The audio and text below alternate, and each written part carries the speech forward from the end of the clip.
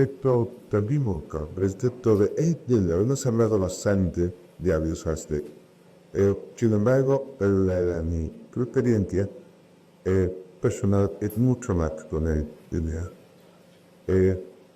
¿Hay alguna alternativa que va de ficción del estado psicodélico o psicodélico en Hackberry? La experiencia de estos mismos solutos l'inepta come grado della realtà perché sono là io poi con là Bueno, efectivamente, se puede que cada la diferencia. En su obra La Cota della Persuasione, Hartel crede che tale sostanza psicodélica debe sustituir mejor la nicotina en nuestra sociedad, es decir, la droga común tiene ese consumo masivo. Y yo, sin embargo, es mucho más cauteloso. Él adopta un discurso como el Eleusis. Se trata para él de droga sagrada. Él piensa que viene de tener élito, pero que hace uso de esta sustancia. Esa no puede dar sustancias de consumo masivo. Requiere la begonia, como el dicho, requieren Utantiere kasarida.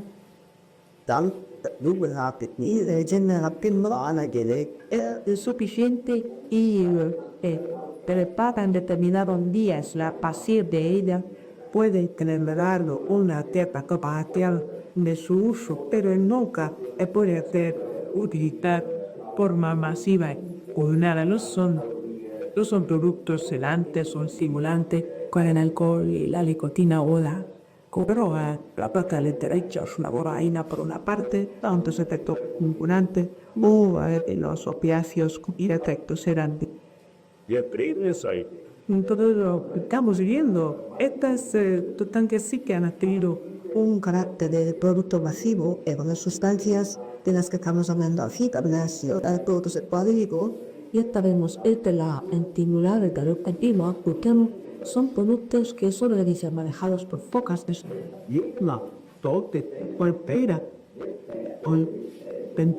Realmente la vocación de una escena más profunda debería tener la posibilidad de acceder a ella. Pero hoy es muy difícil encontrar la manera de llevar a parte y para ello tenemos alta el de transmisión ecosistema biológico de lo que extrañeza hoy en día en lugar de traer donde al estilo de la asimilación los psiquiatras. Es posible que bajo la guía de un psiquiatra alguien intente encontrar una experiencia de ese tipo.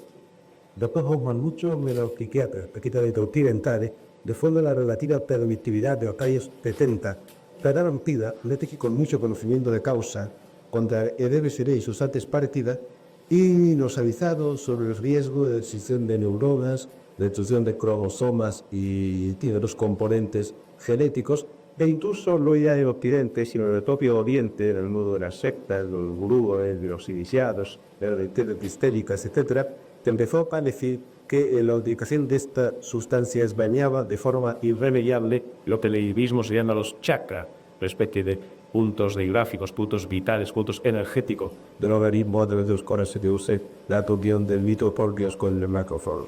¿Qué es la barrica y de leyenda interesada en esta, de suponer progreso en los peritos?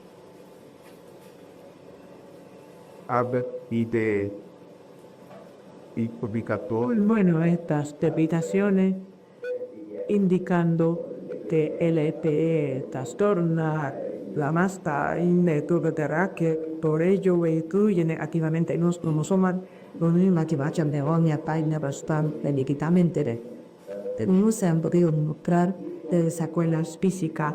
Lo como ya he dicho, el peligro radica de que la evidencia psicológicamente profunda de una realidad distinta de la joven creencia que por una psique determinada o ser superada no ha habido ningún pico de peligro físico.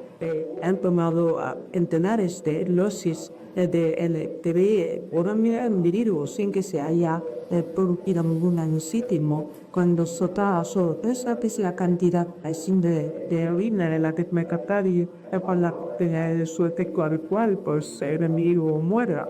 Y no debo 10 veces más alcohol desde que me hace falta para producir el efecto deseado también y muere aproximado de necesidad señala con 100 veces la cantidad necesaria indistinto.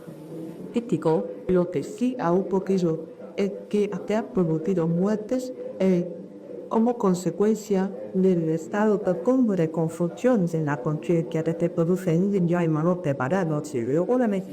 El BTV forma parte de las llamadas todas de grana y chanaya en el sentido de que a compartir los terapeutas necesarios hace falta un bastante. Así comprendido Y muy negro, una león, en la esta tropa que tienen que administrar cada conversación diversa de mi análisis.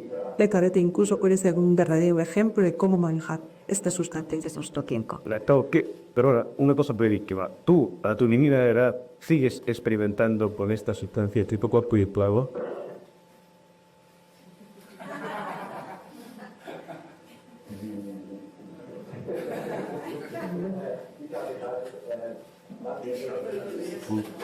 Todo lo que LTD me ha podido dar, ya me lo da y ahora intento vivir de acuerdo con esta que me ha abierto los ojos.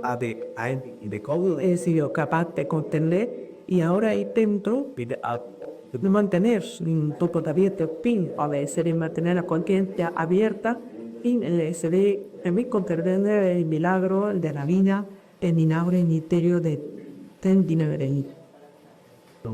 Algo de los autoristas decían de que el ideal de la actividad era el juego de la estación actual. Por eso de que un piensa tendrá que actuar tiene que hacerse hacia afuera. Puede ser de que el único mundo en el cual tengamos acceso realmente sea un mundo interno y que sea el interno automático.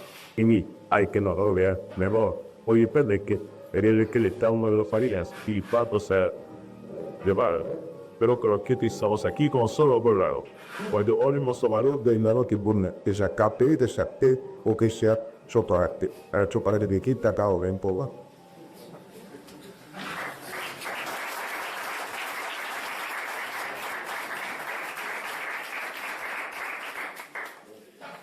Bueno, los gordes y qué guapos éramos. Parece, Donquila, que en esta España muy reciente todavía se podían hacer programas de televisión, sí que ahora sencillamente es jodido hacer. Han pasado 26 años, ¿no? Sí, claro. Qué bárbaro.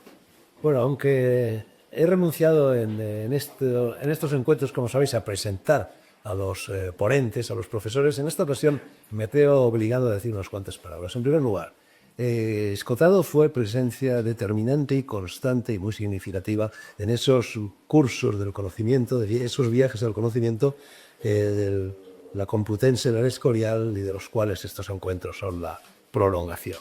Me gustaría también resaltar que me une a este hombre y una amistad que es fraternidad. En tercer lugar, me gustaría señalar que en España hay muchos profesores de filosofía, hay muchos historiadores de la filosofía, algunos de esos profesores y algunos de esos historiadores son buenos, otros no lo son tanto, pero hay muy pocos filósofos. Afirmación que por otra parte sería extensible no solo a España, sino a prácticamente la totalidad del planeta en estos momentos. Filósofos en el sentido en que esa palabra tuvo en la antigüedad, filósofos a la manera de Aristóteles, a la manera de Descartes, a la manera de Hegel, a la manera de Heidegger, y creo que Antonio Escotado es uno de los últimos filósofos, quizá el mejor que nos queda en España. Me gustaría también, en fin, a propósito de todas estas cosas que se han dicho siempre, de si las drogas son peligrosas, de si las drogas, en fin, generan daños físicos, daños neurológicos, daños mentales, daños espirituales, bueno, que hay una serie de ejemplos, y los hemos visto aquí en el programa, y aquí mismo están, que demuestran que no es así. Demuestran que las drogas sabiamente, rectamente, correctamente manejadas no constituyen peligro alguno para el organismo. Jung que ha sabido reducir, vivió 105 años o 103, no recuerdo bien, y Hoffman, el propio Hoffman, vivió 103 o 105 años, tampoco lo recuerdo bien, 101, 101, 103. Hasta el final de sus días, Junger siguió publicando libros, a cuál mejor. Hasta el final de sus días, Hoffman aquí lo han tenido. Recuerdo que cuando vino al curso del Escorial, e incluso ligó, tenía 83 años, Y digo, he pegado el cabecero y cabecero acaban no dejando dormir. Peslo, tabique de la habitación. Bueno, pues hubo ciertos rumores que evidenciaban que el ligue se había perpetrado y consumado.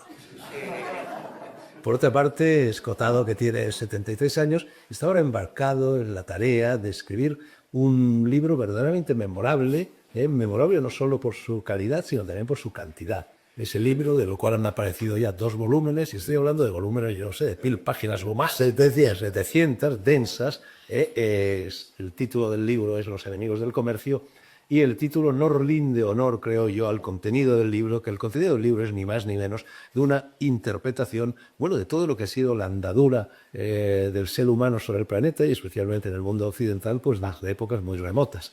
Yo creo que Los enemigos del comercio es una obra colosal, verdaderamente, donde Escotado, en fin, hace alarde, maneja una información verdaderamente abrumadora, cruzada, procedente de muchos campos del saber, de muchas disciplinas, etcétera. Bueno, pues demuestra que esta persona, que hace uso cotidiano de las drogas, y él nos hablará ahora de estas cosas, bueno, pues está en plena forma intelectual. Y yo mismo, humildemente, bueno, acabo de terminar también esa tarea de otro libro de casi del mismo volumen, de 750 páginas, que como sabéis me ha tenido ocupado 10 horas al día durante los 2 últimos años. Y bueno, baste con esto, Escotado nos va a hablar del genocidio silencioso. Escota, vale nada para ti. Pues muy bien.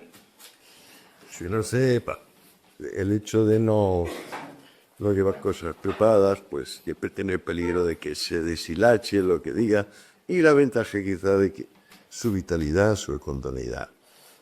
A bote pronto, o se me ocurre recordaros cómo está moviéndose lo que se puede llamar guerra a las drogas o cruzada contra las drogas. Cuando celebrábamos este programa, había una unanimidad completa de la sociedad, vamos, diríamos un 90 y muchos %, diciendo que tíos más chalados, estos que salen ahí, o sea, Sabater, Dragó, Escotado y sobre todo Jopa. Había unos pequeños grupos que decían que va, aquí está una semilla de responsabilidad, de conocimiento. Bueno, ha pasado 26 años. ¿Qué ha sucedido básicamente en términos administrativos, en términos legales? Ha sucedido que donde había 600 funcionarios en Naciones Unidas para reprimir las drogas, ahora hay 6. Donde las brigadas de estupefacientes españolas tenían, digamos, 10, ahora tienen 2. Se está retrocediendo. La guerra a las drogas ha dado paso a una situación que podemos llamar de armisticio, que técnicamente se llama reducción del daño. Es una manera de echarse para atrás sin digamos, perder la cara.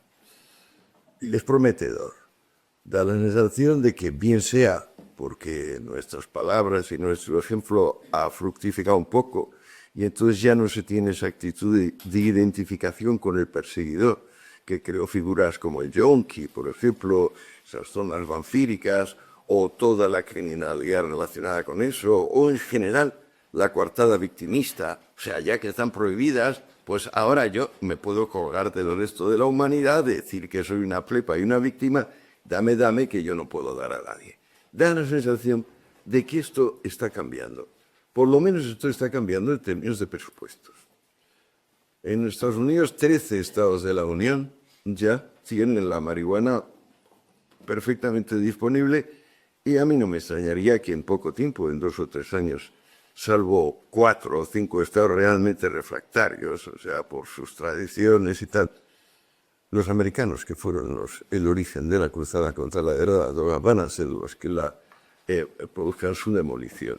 Suavemente y sobre todo porque en un mundo de crisis, sobre todo en un crisis de energías, el cáñamo no solo es una sustancia renovable y de múltiples, pero realmente múltiples usos, sino que de todas las drogas que conocemos es la que toca la conciencia, modifica el ánimo con menos consecuencias orgánicas indeseables, por no decir ninguna. O sea, el cáñamo incluso estimula el apetito, mejora la sensibilidad musical, mejora el contacto sexual. Es como una planta bendita.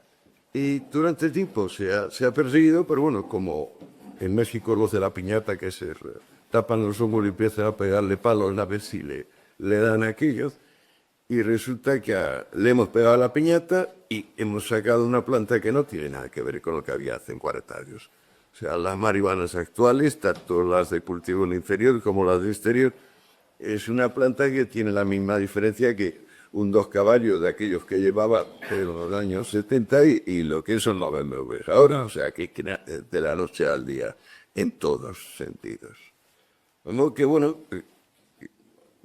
creo necesario celebrar que la cruzada ha retrocedido, pero mucho. Y eso sí, si querer decirlo plenamente, porque nunca las cruzadas han retrocedido. O sea, cuando ha habido prohibición de propaganda ilegal, o cuando ha habido prohibición de hábitos sexuales, o cuando ha habido prohibición de tratos con potencias mágicas, todas estas cruzadas que hemos conocido, se han cargado a tantísima gente, pues, si os fijáis, nunca ha habido un decreto diciendo nos hemos equivocado y damos matanza. Las cruzadas se han ido entre susurros se irá esta. ¿Por qué hablo de genocidio silencioso? Ya veis que procuro ir rápido. Es que a Fernando le gusta hablar mucho, a mí me gusta hablar poco.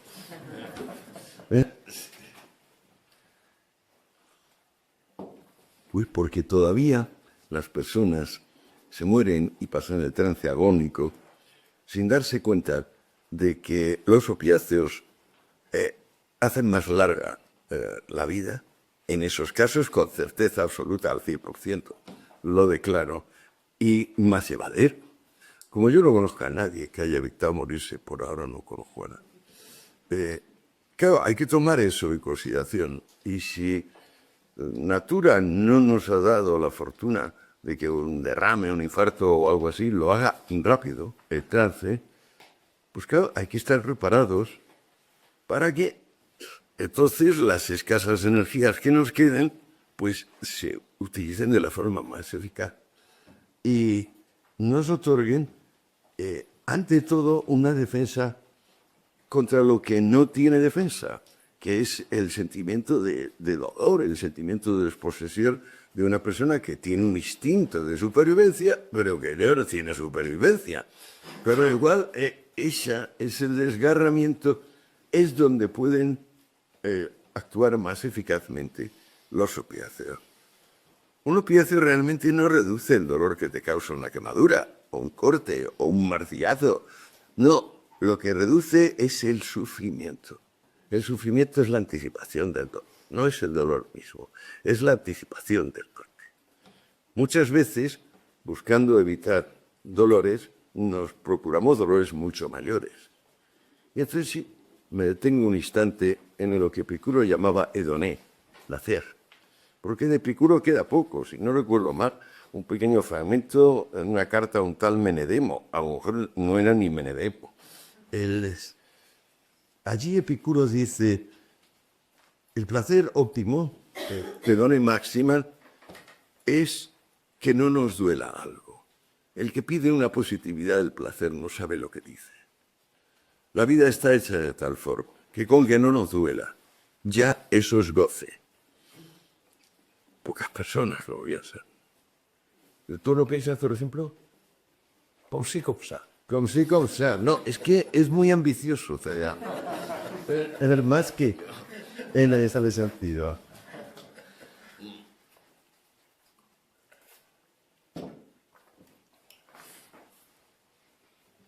el dolor es indeseable.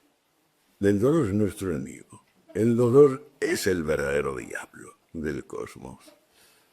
Por otra parte, ya sabemos que el dolor es una función de advertencia. Si no tuviéramos dolor, nos quemaríamos sin darnos cuenta y sería mucho peor. O sea, el dolor tiene su positividad. Pero por otra parte, es indignarse. Lo peor es huir del dolor por medios ineficaces. Por ejemplo, los mártires, que dicen, oye, quémame vivo, ponme ahí con los leones, porque luego voy a pasarlo de pipa en el cielo, ¿no? O sea, bueno, esa es una reacción ante el dolor realmente delicada. Y en fin, para el que le guste, allá era. Fijaros que la oferta que hacen, en general, las sustancias psicoactivas respecto del dolor, es muy ambivalente. Por muchas razones. Pero para empezar, porque cualquier tipo de uso de cualquier tipo de droga va a inducir un factor de tolerancia o de insensibilidad, de manera que cada vez va a hacer menos efecto. Y nosotros ahí tenemos que tener un ten con ten francamente delicado si se piensa en un empleo, por ejemplo, cotidiano. ¿Cómo es posible que uno siga tomando sin hacerse insensible y por tanto que no tenga sentido tomar? Entonces, la tragedia de hacerse insensible, al aumento del factor de tolerancia, no es tan tragedia, salvo que nos pongamos patéticos, enfáticos, en plan romántico, Víctor Hugo Dickens, y entonces sí, no podemos, Dostoyevsky diría que no, ¿qué tal? No, con un poquito de cintura, desde luego tenemos que ir subiendo. Vamos a ver si pasamos de las benditas benzodiazepinas que han tranquilizado a la humanidad y le han venido fenomenal, porque recordad que antes de las benzos lo que había eran barbaridades, como el formaldehído, el cloral. Luego hubo el barbitúrico, que es interesante, pero con 1000 efectos secundarios y fármacos que te matan por falta de respiración cerebral muy rápidamente. Vamos, que en realidad son un elemento imprescindible y botiquín para personas que se quieran matar rápido. Y vinieron las benzos que tienen un margen de seguridad amplísimo. Estamos hablando de por lo menos 1 a 70. Si la dosis activa media, la dosis mortal media fuera X, pues necesitas tomar X multiplicado por 70 para liquidarte de la dosis activa a la dosis mortal. En otras sustancias, por ejemplo, el factor de tolerancia pues puede ser 3, 5. Pensad, por ejemplo, el factor de crítico en el caso del alcohol.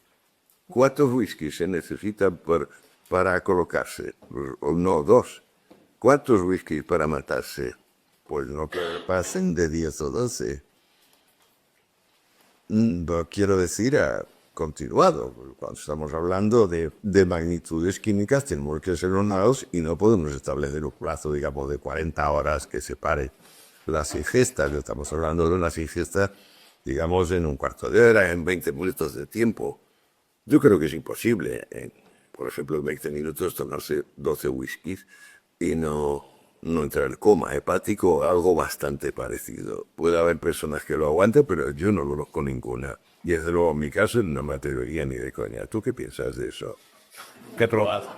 Ya, pero como vengo a cuarto de hora, 10 o 11 whiskies, me parece improbable. Improbable. Extremadamente improbable. El problema es que por ahí.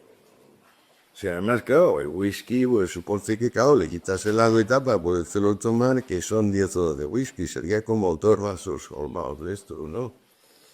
Fuego líquido, capa. Yo creo que como mínimo tendríamos un episodio de intoxicación orgánica grave. Pues fíjate, en cambio, con el Valium, que tanta gente que dice que se va a matar con Valium y no hay manera. Se tienen que echar a Valium y no consiguen matarse. No hay manera. ¿Con barbitúrico? Sí, barbitúrico puede tener una proporción de 1 a 6 o 1 a 7, de las más bajas del mundo. El pentotal sódico, que es un barbitúrico ultra rápido, puede tener una proporción de 1 a 3, debe ser quizás el margen de seguridad más corto de todo el universo de sustancias psicoactivas.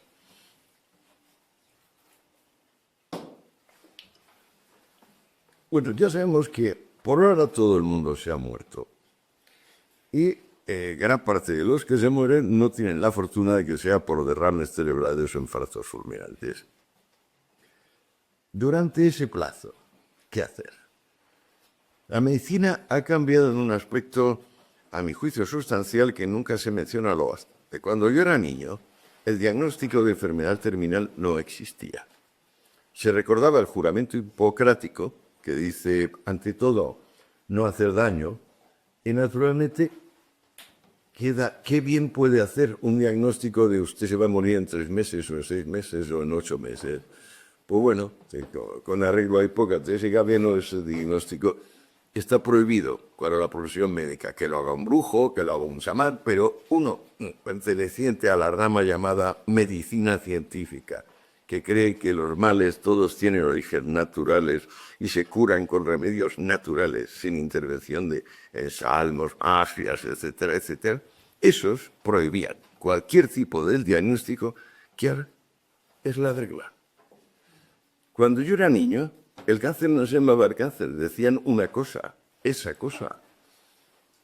Había como un silencio reverencial.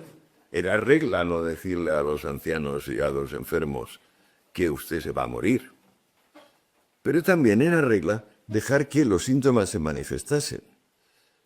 Uno de los grandes cambios que se ha producido en los últimos 50 años es que se han generalizado análisis exhaustivos de jugos y rayos X, tal, ahora tomografías, con lo cual, claro, te miran detalladamente todas partes.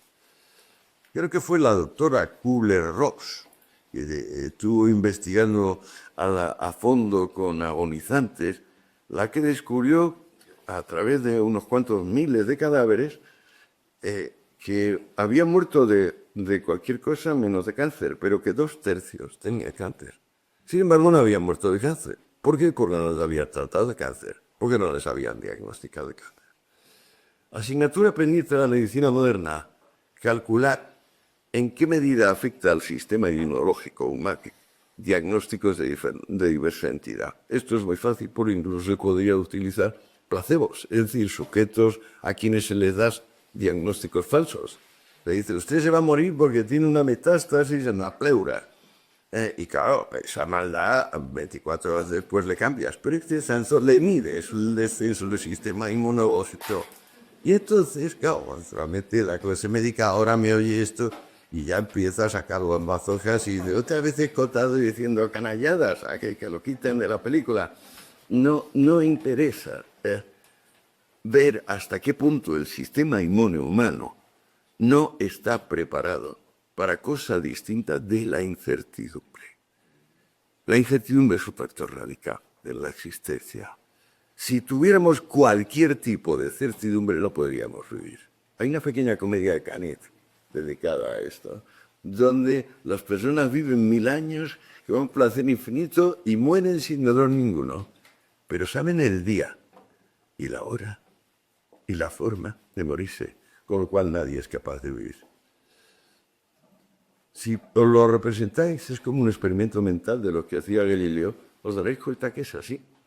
Aunque de repente nos den todo, el mero de saber en qué preciso instante vamos a morir, no nos permite vivir ya desde el segundo siguiente. Y si eso es así, ¿cómo se mantiene la costumbre de analizar exhaustivamente a las personas y decirles lo que les pasa? Yo la verdad es que no acabo de entenderlo. Me parece un genocidio silencioso. ¿Quién sale ganando? Por supuesto salen ganando los que hacen los análisis, el enorme, gigantesco aparato distribuido para decirle al ser humano la verdad. Pero, ¿realmente aciertan siempre? ¿No hay enfermos que, digamos, desmientan el diagnóstico? ¿No hay errores de diagnóstico? Por supuesto. O sea, el que tiene boca se equivoca y no vamos a ver por qué resulta que no se equivoca el que tiene un aparato corporativo estamental que le defiende de cualquier tipo de críticas. Antes entrabas en un quirófano, normalmente, sin más, ahora entras tras firmar un documento donde dices que cualquier cosa que te pase no es culpa del que te opera. Eso forma parte de la misma operación de analícese, aguante diagnósticos tóxicos como si le beneficiasen, aunque no le benefician, y además nosotros no tenemos la culpa.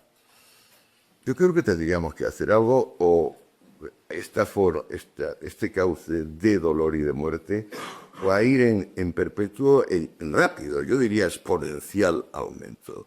Primero porque el ser humano no está, el sistema inmune del ser humano no está preparado para la verdad, o lo que llamamos aquí la verdad. Y en segundo lugar porque para admitir esa verdad necesitaríamos redefinir todo el tratamiento. Y en vez de darle nolotil o ibuprofeno, deberíamos darle analgésicos enérgicos, heroicos, como decían los alemanes a mediados del siglo pasado. Y el más heroico de esos analgésicos, pues es el que obtiene ese nombre, heroína, el que descubrió Dresser. ¿Por qué? La heroína es mejor que la codeína o que el opio o que otras sustancias de su familia. Pues porque es más activo, es decir, porque en menos cantidades hace la misma o mayor efecto. ¿Por qué queremos que la actividad de las sustancias? Pues para tener una impregnación general de tejido que sea proporcionalmente inferior, o sea, para que se nos quede menos de eso. Si tuviéramos sustancias como y las tenemos, por cierto, ahora hablo un momento de eso, como la LSD, pues claro, con millonésimas de gramos conseguiríamos lo que en otra casa conseguimos con décimas de gramo o milésimas de gramo. Es una diferencia colosal. En analgésicos se ha descubierto una supersustancia, un grupo de sustancias, se llaman fentanilos, que sí actúan también a millonésimas de gramos. O sea, tienen la misma potencia o más que el ácido, la misma actividad, vamos a decirlo técnicamente. Y los fentanilos se utilizan tanto en forma de grajeas sublinguales como sobre todo en forma de parchos, por la gente muy variado. Va desde parches de fentanilo de 200 microgramos a 400 microgramos. Una diferencia colosal, por supuesto, o sea, es como 20 veces más los parches. Pero se están usando para personas que están terminales o que padecen grandes dolores. ¿Se están usando los analgésicos? Pues sí. Vamos a ver.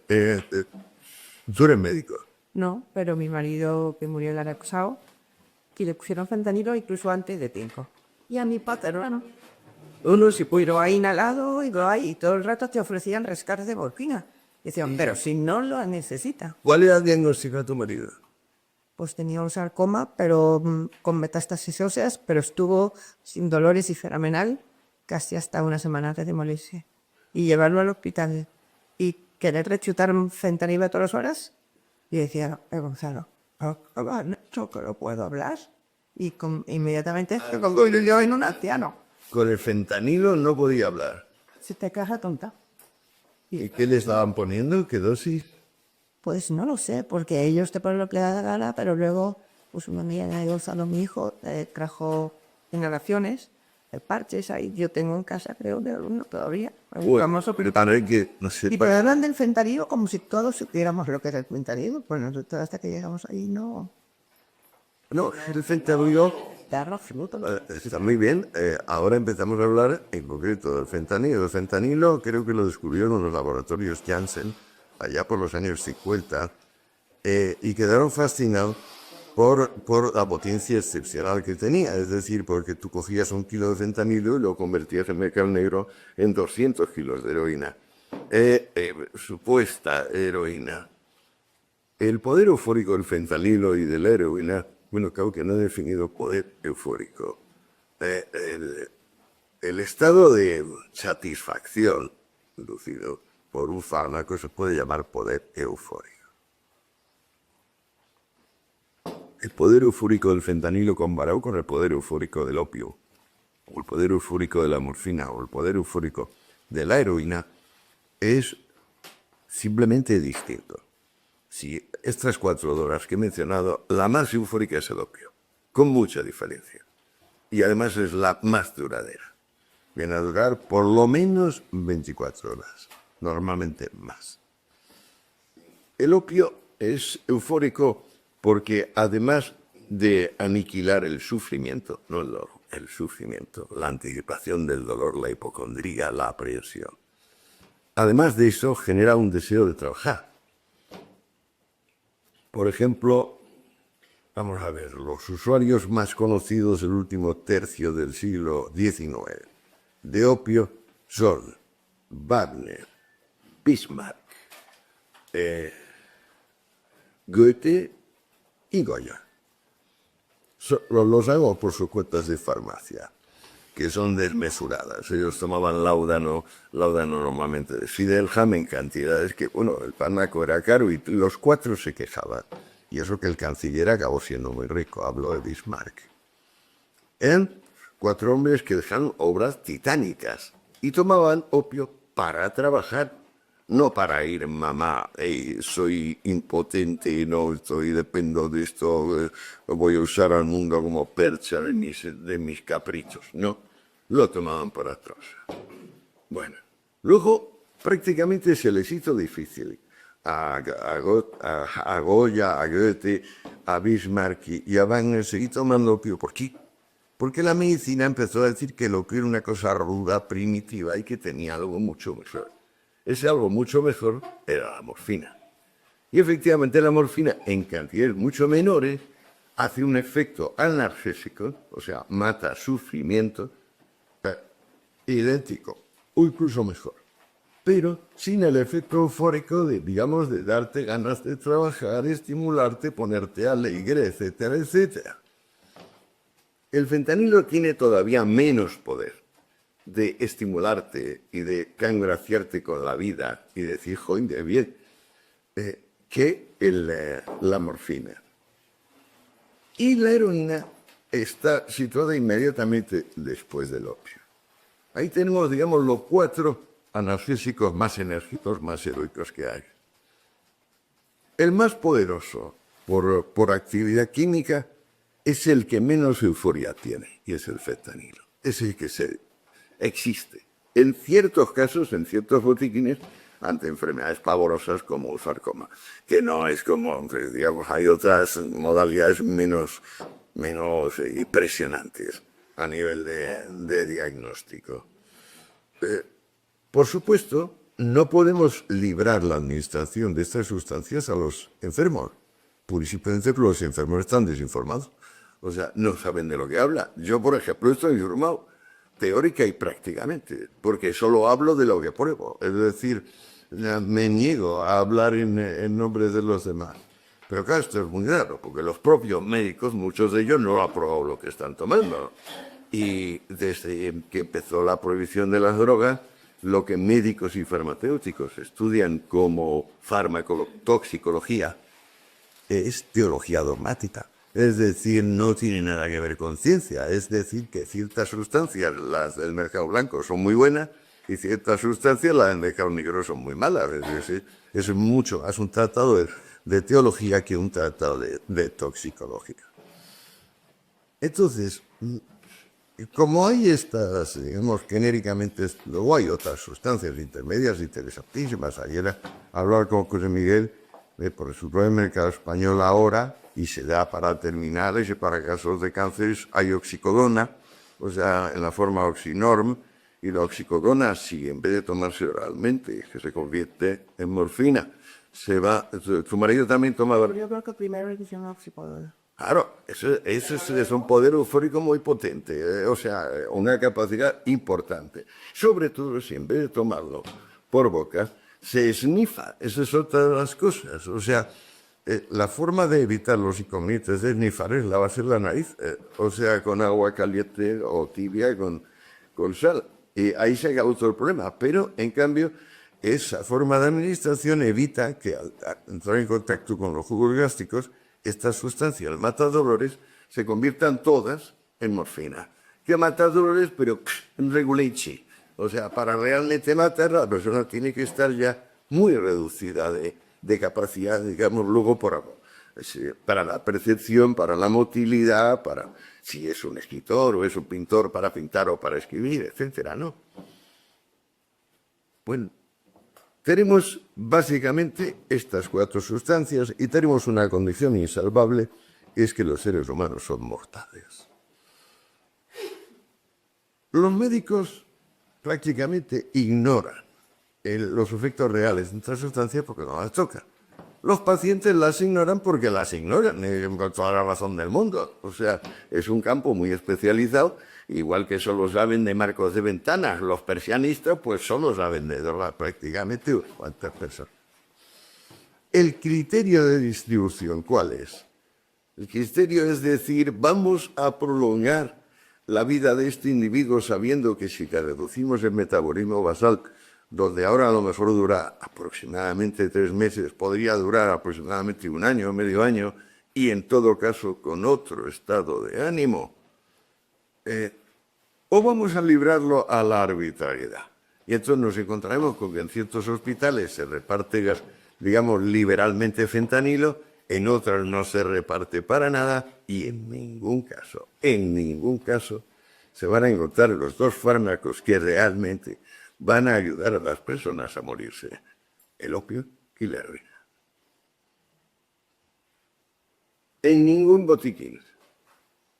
¿Qué tú dices? ¿Y por qué tiene usted fentanilo y morfina y no tiene opio y heroína? Explíqueme esto. Bueno, lo normal es que en vez de explicarte, seas llevado a disposición judicial para que le expliques tú, debido a la impertinencia de semejante cuestión. Sí.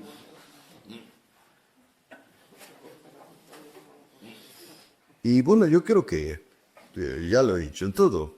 O sea, no he dicho ni una octava parte de lo que debía decir, pero siempre pasa. Es decir, os he sugerido unas cuantas cosas. Igual que la cruzada se está desapareciendo entre susurros, creo que el tratamiento del dolor se va a hacer más compasivo y más sabio. Para eso hace falta una acción combinada de que los enfermos y los médicos aprendan lo que ahora no saben. Porque ni el médico ni el enfermo han tenido experiencia de primera mano. Siempre decimos, desde Aristóteles, que la experiencia de primera mano es lo que separa a la ciencia de la superstición. Ojalá empiece a suceder en este campo. Si os parece, me hacéis las preguntas oportunas.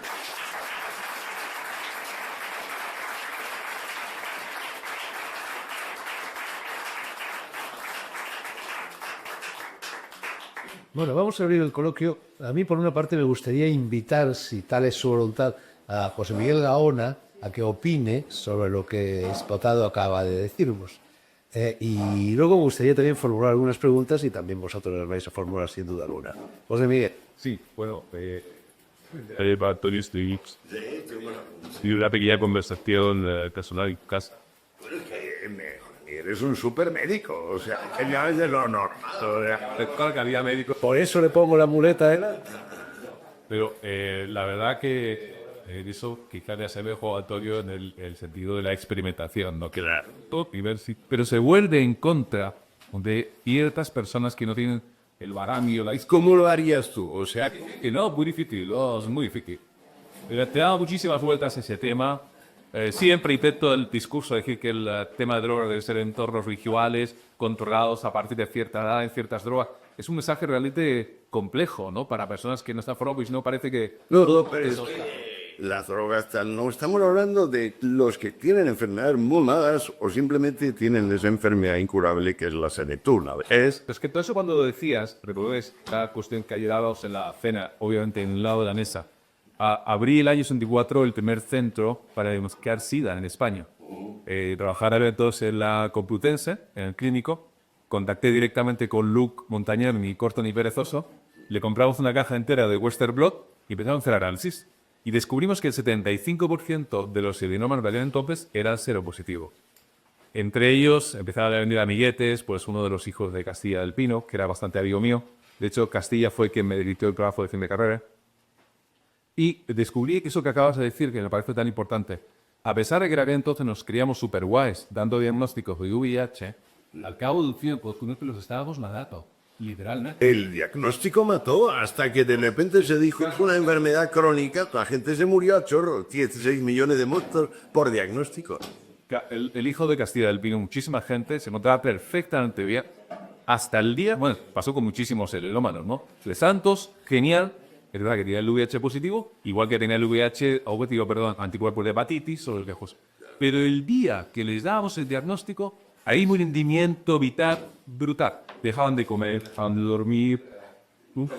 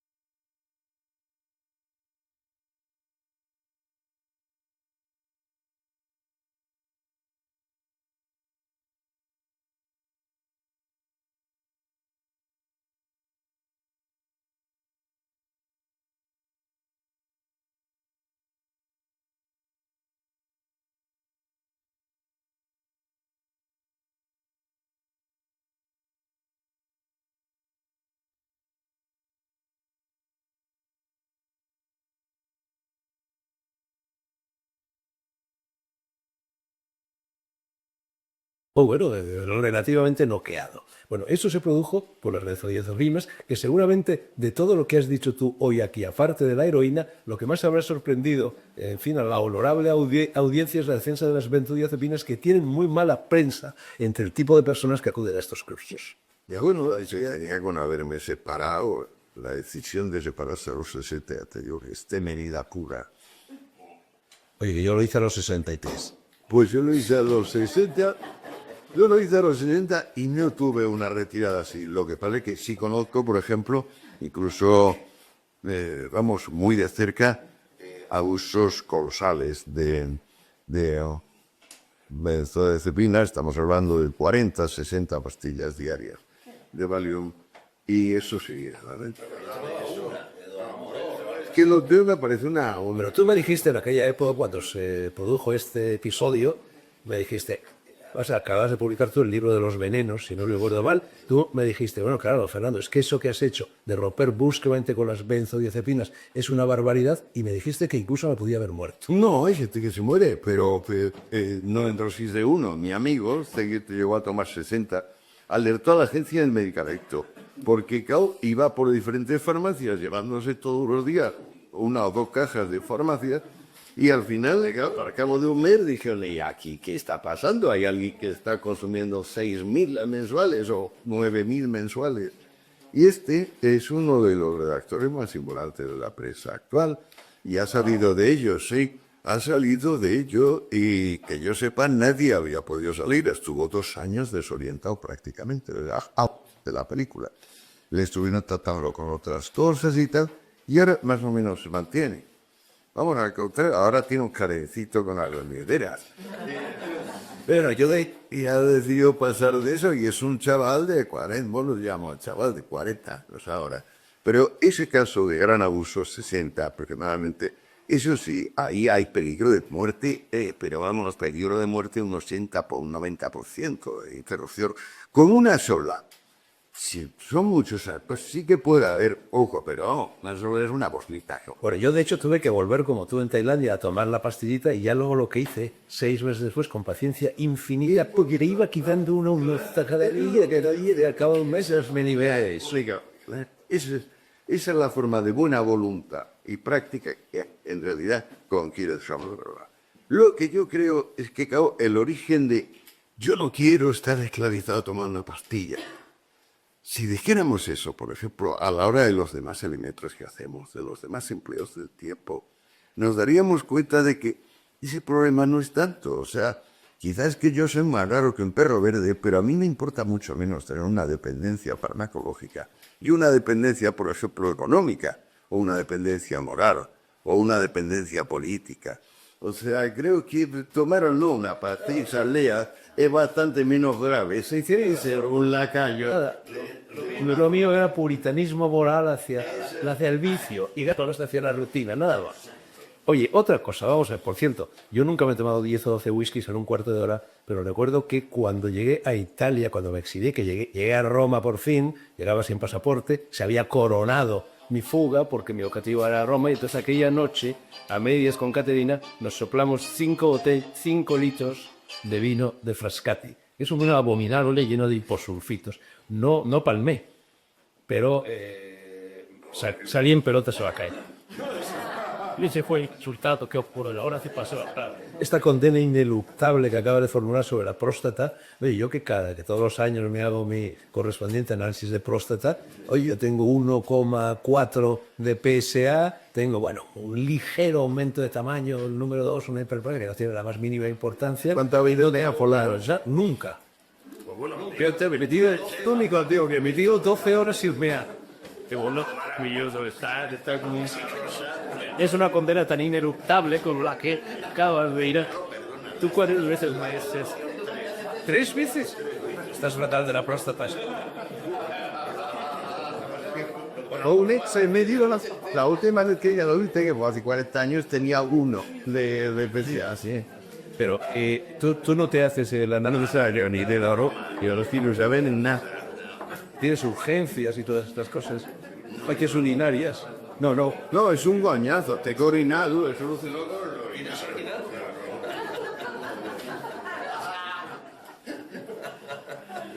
Bueno, ¿quién me gusta? Las estatinas. ¿Qué piensas? Estatinas. Y eso, sí, ¿qué es? ¿Qué es? Eso. Todo el colesterol, el cardil, todas las estatinas que te doy. Yo siempre sueño y rezo en mi altar para no poderme morir de un ataque, o sea, y por tanto lo del colesterol va a ir fantástico, acumular todo lo que sea. O sea, pero yo he cumplido 70 años, he hecho buena parte del trabajo que me he hecho, creo que 2 o 3 años terminaré, y entonces lo que me espanta es simplemente vegetar esperando una muerte lenta, controlada por los médicos y vivida en los hospitales. Eso para mí es realmente la pesadilla absoluta de la creación. Y si pasa por aumentar el colesterol, aumentaremos el colesterol. Bueno, a mí vamos a decir 3 soles y una pregunta. Ole por la pedazo de vida que os habéis esperado. No ha terminado. Que os estáis pegando y que hayáis disfrutado y hayáis sabido controlar las drogas. Porque hay muchísimo tontaina hoy en día y vosotros, pues eso, os habéis puesto la vida por montera. Ole por el gesto, Antonio, me ha encantado, que le has hecho a Fernando cuando has entrado en el pelo.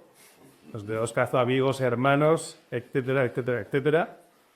Los españoles en general, tú estás cabreado con el ser humano, yo creo que los españoles estamos cabreados con esa concepción y imagen que tenemos de España, de ser los últimos de Europa, y sin embargo, pues todos los ponentes de los encuentros han estado fantásticos y es que tenemos unos personajes y unas figuras en España de, pues, un doctor Gaona increíbles y el resto de Boguet. Porque traigo a seres humanos.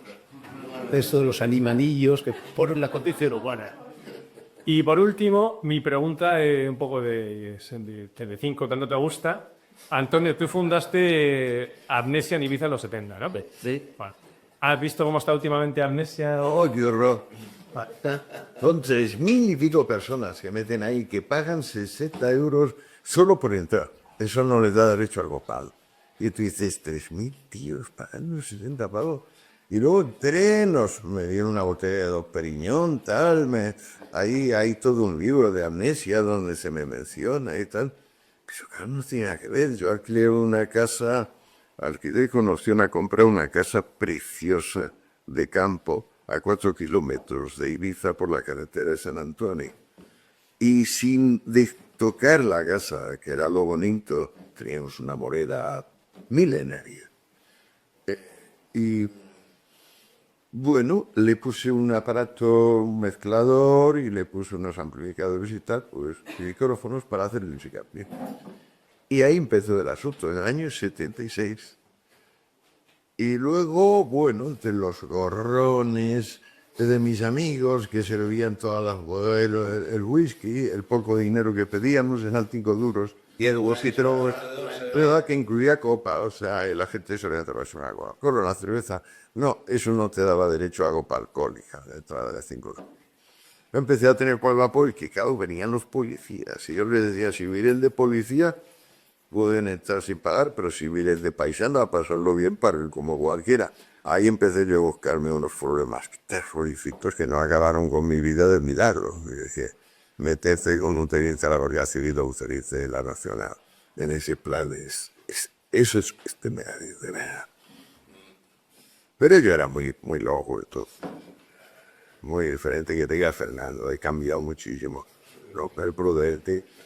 Entonces decía barbaridades, decía, pues no sé.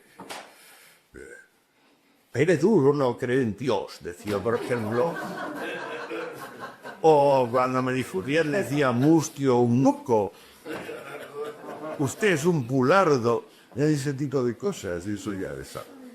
Yo, ayer hablé de cómo la mayor ingesta de drogas de carácter enteogénico que tomé en mi vida fue cuando una tarde apareció por mi casa de Madrid y conta con el botiquín psicodélico de la señorita Pepis. Y dije, bueno, realmente lo que nos tomamos aquel día fue portetos.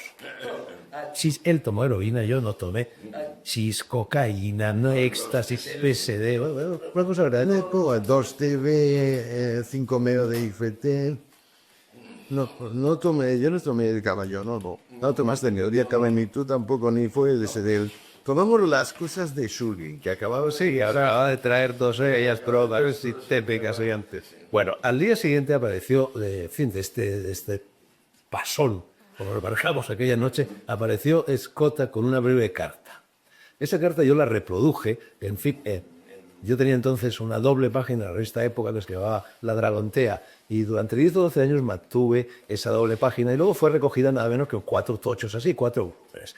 Hace un momento pues me ha parecido de una manera oportuna y fraterna de terminar esta intervención de Escota era leer la carta que aquel día me trajo y que yo reproduje naturalmente sin citar al autor. Acabo de suceder, y le he dicho a Javi, ve por favor a casa y tráete, yo no recordaba si estaba en el primer volumen o en el segundo volumen, y me ha ocurrido una cosa, una de estas sincronías verdaderamente curiosa. Yo no sabía si iba a encontrar ese texto, porque no podía tampoco, en la medida que no había escrito su nombre, no podía consultar el índice onomástico, con lo cual era muy difícil en estos dos tochazos de 400 páginas cada uno que ese breve texto apareciera. No sé si os habéis fijado. He cogido el libro, lo he hecho así y ya ha aparecido, como lo de San Agustín, el Toleleque, igual ha aparecido el texto, palabra de honor, algo verdaderamente prodigioso. Bueno, el texto decía, si yo lo reproduje con el título Carta de un amigo, decía, llegó ayer por la tarde, dice así, amados míos, recordáis que cité este episodio a cuento de la única vez en mi vida que había experimentado esa plenitud oceánica de amor que exolcove de altre stelle de Dante. Decía, amados míos, la eternidad de belleza y de benevolencia, los torrentes de ternura, la lujuria sin prisa demorándose en sus lentos grados como una espiral entre la tierra y el cielo, la generosidad del alma, largueza o nacida del espíritu que no conoce el miedo, del espíritu templado en lo más alto. De ella, la pureza no forzada. De él, la serenidad desnuda. Y lo uno y lo otro desembocando a veces en el estupor del recién nacido. Todos recién nacimos de aquella ebriedad. Compartí eso con vosotros y decir que estoy en deuda no roza la enormidad del hecho vivido. El hecho vivido es amor, confianza, admiración. Quizá, ante todo, es amor al espíritu y espíritu del amor. Disponed de mí, que Dios os bendiga. Y a pie de página, esto ya no leía su texto, un nombre y un ser que voy a guardar bajo 7 llaves maestras en el secreto de mi armario. Habíamos emprendido juntos un viaje sin fondo al fondo del misterio de la carne de los dioses, que entienda quien quiera, pueda, sepa y deba entender.